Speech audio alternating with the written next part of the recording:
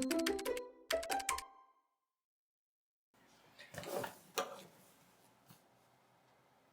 い、皆さんこんにちは。今回は、久しぶりのオーディオ関係の動画になります。B&W の PX8 っていうタイプ、PX8。これはワイヤレスでノイキャン付きのヘッドホン、Bluetooth です。評判がいいんですよね。で、Bluetooth って今まで、これはいいなって思ったことは自分はあんまなくて、有線と比べると全然やっぱりまだまだ差があるっていう感じに感じてました。だけども、どのくらいか進化したような、そんな評判の良さなので、どのくらいの音なのかなというのが気になって購入してみました。物は割と潤沢にあって普通に買える感じでしたね。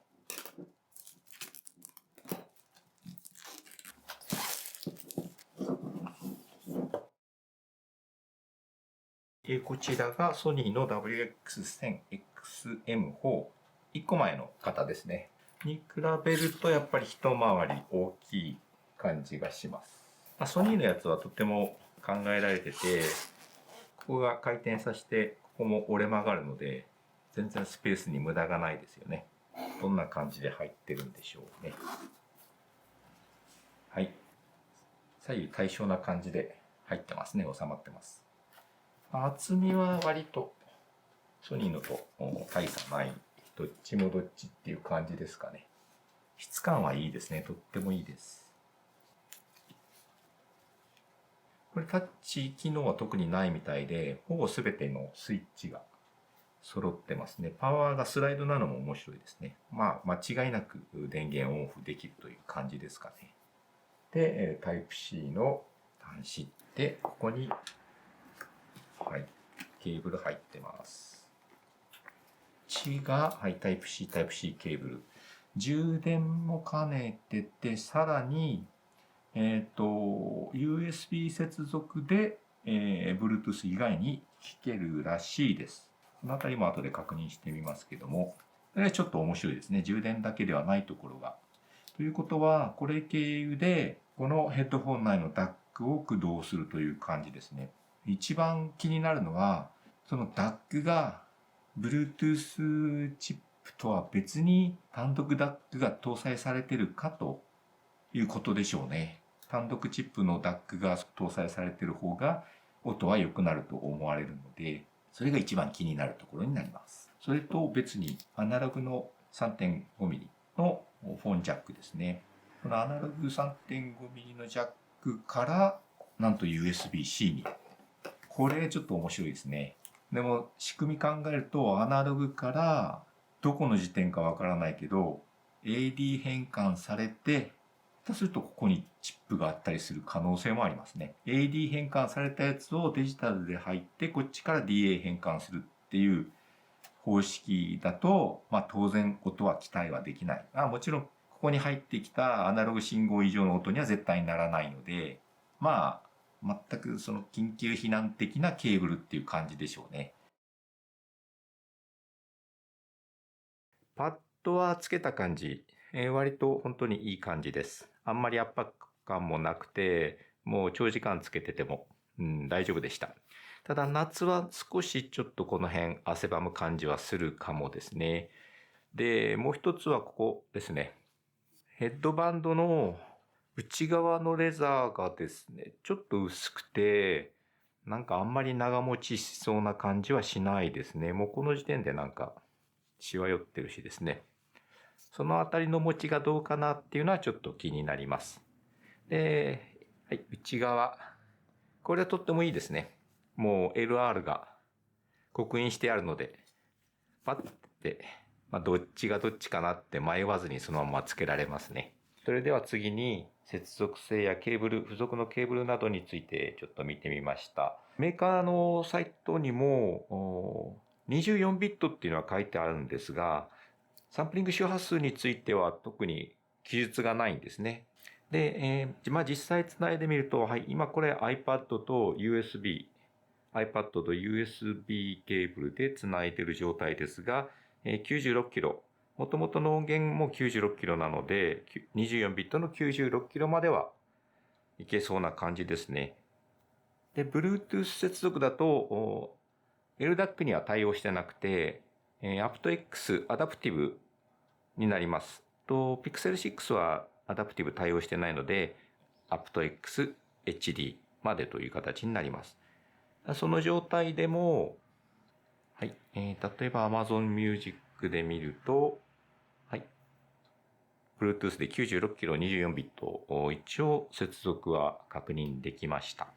ケーブル自体も OTG 対応のケーブルなので、スマホとか、それからタブレットですね、につないでもちゃんと USB ダクとして接続できます。まあ同じ96キロで、同じ DAC 使うので、Bluetooth でつなぐか、LINE でつなぐかという違いだけになると思います。なので、大きな違いはないですね。で、充電しながら聞けるのはいいかなと。ただ、充電しちゃうので、スマホのバッテリーの消費がちょっと多くなるなということになるかと思います。あと、ノートパソコンとかだ、Bluetooth 接続までしなくてちょっとつなぎたいとかいうときはとっても便利がいいですね。これ一発なので、アナログ USB-C のケーブル、これもつないでみたんですが、これがですね、意外とちょっと音が良くて、元の FIO の M11 のイヤホンジャックから取ってみたんですが、その元の音さえ良ければ意外と使えるなっていう感じでした。ただ、音はもう FIO の音じゃなくて、一回こっちで AD 変換されて、しかもこっちのでデジタルになるので、もうしっかり PX8 の音になりました。ただ、これを使うシチュエーションがあんまりよくわからないですね。アプリで一応高音低音簡単な調整ができます。今少し広域が欲しかったので、ちょっと上げた状態で聞きました。一メモリ、0から1メモリ上げた感じですかね。はい。ついでですけど、サマラジョイ、とってもおすすめです。スタンダードなモダンジャズっていう感じのボーカルなんですけど、録音が最新なんですね。去年のアルバムなので、これも。最新の録音のモダンジャズが聴けるっていう感じでちょっと面白いです。モダンジャズの曲は当然、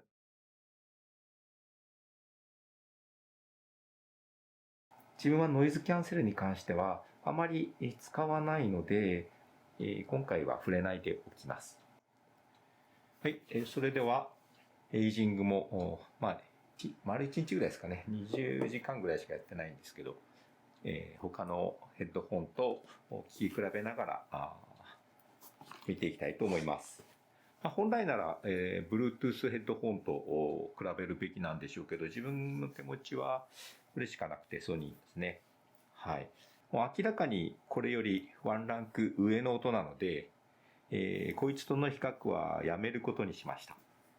はい。FIO の M11 ですね。AKM のチップが乗った最初のモデルの方ですね。はい。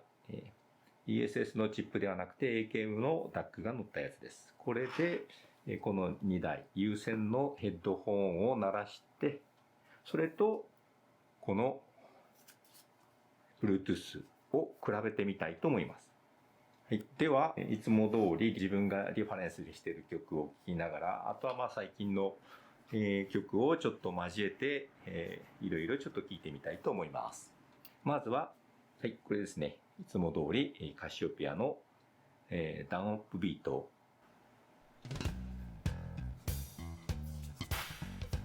これね、大体ベースとドラムのイントロが勝負なので、そこでのちょっとそのビート感とか、アタック感、それから低域の締まりや量感、パワーですね。その辺を聞くのにいい感じの曲なんですけど、低音の量感はもうこいつが基本的に結構悪ければともにシャリ、下の低域どんどん出てくる方なので、一番パワーがあるのはこれなんですけども、ただ、ちょっと締まった感じはやっぱり P7 で、同じ傾向でやっぱりこの PX8 ですね。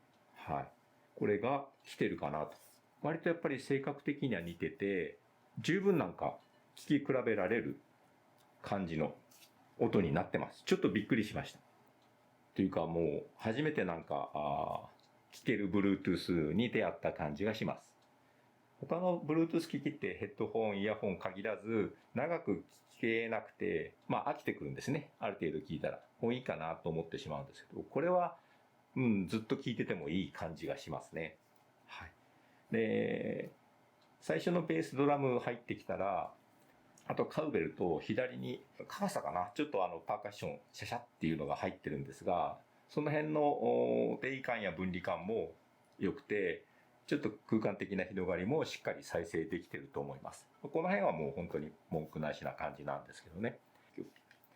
次のリファレンスは、スティングの Shape of My Heart ですね。これはもうイントロのギター、アコースティックギターがですね、気持ちよく響けば合格かなっていう感じなんですけども、アタック感ですね。ガットギターの弦のアタック感と、それからその弦の鳴り、それから、アンビエンスですね。リバーブ成分、空間的な広がりがどうかっていうのがもうイントロからは、聞けるんですけども、やっぱりメーカーが一緒のせいか、性格的には本当に似てました。で、十分いい感じですね。ただ、こっちの方が少しアタックとかのノイズ感、微妙にちょっとありました。で、他の再生に関してはほとんど似た感じで、とても気持ちよく聴けましたね。で、スティングのボーカル入ってくると、本当にぐーっと引き込まれていく感じがします。次は、ジャスティン・ビーバーの As Long As You Love Me。アコースティックギターのイントロなんですけども、前のスティングの曲とは違って、スティール弦ですね、のアコースティックギターになります。金属的なアタック感とか、ピックのタッチノイズとかが出てくる感じなんですけども、P7 と比べてみても差がないっていう感じですね。十分やっぱりこいつも聴ける感じです。ただ、この M11 と P7 の組み合わせの方が、ちょっとボーカルの倍音とかが綺麗に出てる感じはしました。聴き比べたらっていう程度なので、十分聴ける音になってると思います。こいつもですね。で、より倍音感が強いのはやっぱりこっちの MDR1A。こっちの方がより倍音感はちょっと強いですね。広域のですね。はい。次は、エド・シーランのセレスティアン。新譜ですね。とてもちょっとなんか久しぶりのアメリカンポップらしい曲という感じがしました。PV のポケモンもなかなかいいですよね。すごく全体的に空間系のエフェクトですね。リバーブとかディレイとか結構たくさんかかってて、すごくなんか周りを包んでくれるようなバッキングになってるんですけども、その中でもボーカルが埋もれずに結構聞こえてくるのはやっぱりエド・シーランのボーカルの魅力なんでしょうかね。はい、傾向としては同じメーカー、まず P7 と PX8 と似てます。倍音結構出る感じが P7 の方がしますね。で、その分ちょっと音が硬く感じる、ピアノの硬くてリッチな倍音のバッキングがすごい入ってるんですけども、っていうか倍音出るんでちょっときつい感じはしますね。それに比べるとこっちはすごく抑えられてる感じがしました。その倍音がきつめでない分ですね。だけどもボーカルは綺麗な部分の倍音が出てるっていう感じで、ちょっとボリューム上げてもきつさがあんまりないんですね、広域の。それは逆に好感が持てましたね。はい、続いては、オフィシャルヒゲダンディズムのサブタイトルですね。これも新譜ですね。一番やっぱ良かったのは自分の好みとしてはこのソニーの MDA1A でした。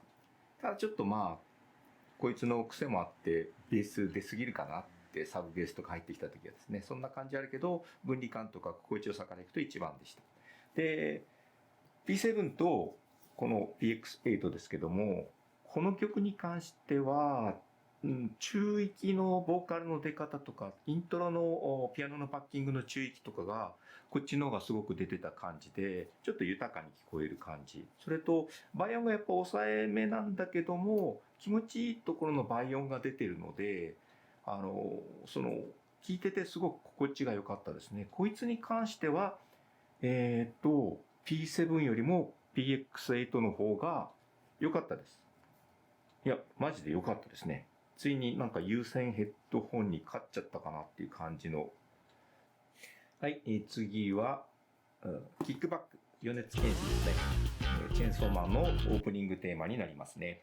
まず、この中で一番自分の好みだったのが PX8 になります。パワーや音が前に出てくる感じは MDA1 こいつなんですけども、攻撃がきつい部分がちょっと出過ぎたかなと。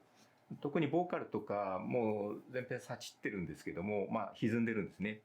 それがちょっと逆に気になる感じがしました。で、P7 の方はさちってる感じとかがちょっと弱くて、もうちょっと出た方がやっぱりワイルド感があるのでっていう感じでしたね。それでこちらが、その攻撃のきつさはなく、そのさちってる感じも十分出てて、すごいバランスが良かったです。結果的にはだからこれが一番聞きやすかったかなと。オープニングのそのベースですね。量感はこれが一番ありましたね。音的にはこれとこれは似てるんですけども、実はこっちの方がベースの量感はちょっとありました。P7 よりですね。で、そのバックにオルガンとかギターとかちょこっと絡んできてくるんですけど、その分離感も悪くなかったですね。はい。とても良かったです。続いてチェーンソーブラッドですね。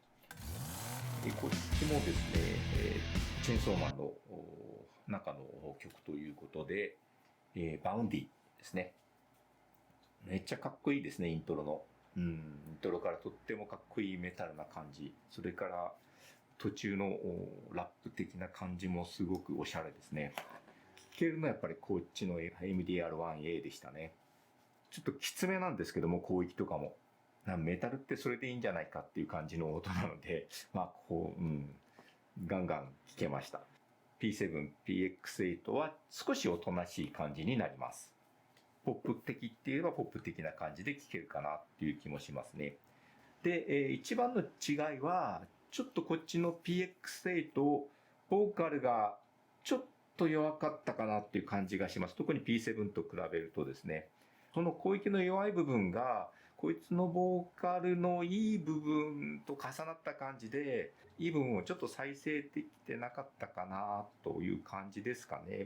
比較したらっていうレベルなんですけどもですね。で、全体的なバランスはこっちも全然悪くなくて、イントロのチェーンソーのエンジン音の乾いた感じとかとっても気持ちよかったですね、イントロからですね。はい。あとは、1分47秒ぐらいからバックがほとんどギターとかがなくなってコーラスだけになるんですね。そこの残響感、空気感ですね。リバーブの感じとか音の広がりとかが気持ちよくなれる部分なんですけど、そこが、こいつもちゃんと再生できてたかなっていう感じですね。はい。ぜひそのあたりちょっと聞いてみてください。次は M のディープダウン。これもチェーンソーマンのエンディングテーマでしたね。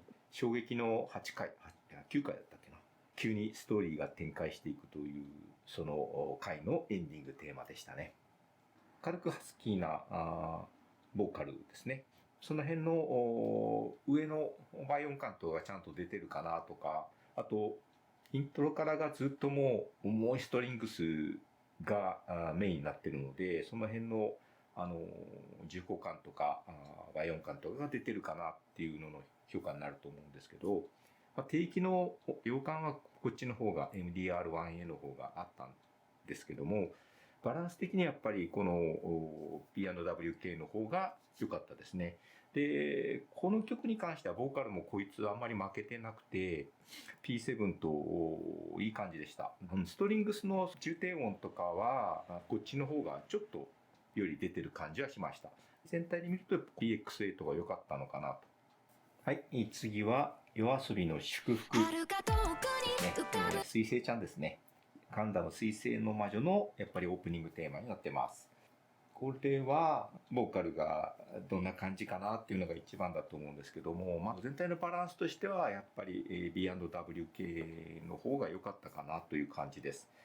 途中ちょうどコーラス、ボーカルが始まるところのバッキングにちょっと固めのストリングスのピチカートみたいな音が絡んでくるんですけども、そのあたりのちょっと距離感があって聞きやすかったのはこっちの PX8 でしたね。空間の広がりとかはとっても PX8 の方は再生感が良くて、はい。で、あと低域も少しちょっとこちらの方が出てたので、ドライブ感もありました。好みでいくと、この曲に関してやっぱり PX8 が一番良かったかなという感じになります。はい。ボーカルもとても綺麗に再生してましたね。はい、次は、米津玄師の M87 ですね。新ウルトラマンのエンディングテーマでしたかね。こいつの一番のポイントは、54秒ぐらいですね。一旦軽いブレイクが入って、ボーカルストリングスがまた入ってくるっていう、そのパートですね。54秒ぐらいから。ここのストリングスが一番肝じゃないかなという気はします。ここがとっても気持ちいいので、それの再生加減とかがどうかなっていう感じですかね。じゃあ PX8 はどうかっていうと、ストリングスに関しては P7 よりも自分はこっちの方がより出てた感じがしました。一番美味しい音が出てた感じはします。はい、次ですね。セカオワのハビット。これも新譜ですね。今日はちょっと曲多いですね。ギターの、ミュートのギターですね。これが左右で絡んでくるっていう、最初から割と心地いい感じで、そこに、とっても小気味いいリズムのボーカルと韻を踏んだ感じの歌詞とかですね。それが入ってくる感じがすごく好きです。広がりあって聴けるのは、MDR1A でした。P7 と PX8 に関しては今までと一緒でこちらの方がちょっとベースの低域は出てます。それが後半長めの音符のベースの時が少し目立つ感じはありました。その分こちらの方が、全体のバランスは良かった気がします。はい。では最後は、はい、これですね。Ado の新時代。ワンピースですね。映画見てないんですけど、良かったんですかね。これはやっぱりもう、ボーカルがどんだけ気持ちいいかっていう点に絞られるかなっていう気はします。で、イントロのその、ボーカルソロでかかってるエコー、リバーブですね。これの残響感とかは、PX8 ってその辺の広がりがすごく感じられてですね、空間的な再生能力が高いかなっていう感じがします。ボーカルに関して言うと、ハイが好きな人は全体的にやっぱりこのソニーとかですね、いいのかなっていう気がするんですけど、どっちかっていうとこの B&W 系の方がこれは好みでした。で、特にボーカルはですね、この PX8 の方が P7 よりも良かったですね。なので、とても気持ちよく聴けて、張りのある部分とかがとってもよく再生できてた気がします。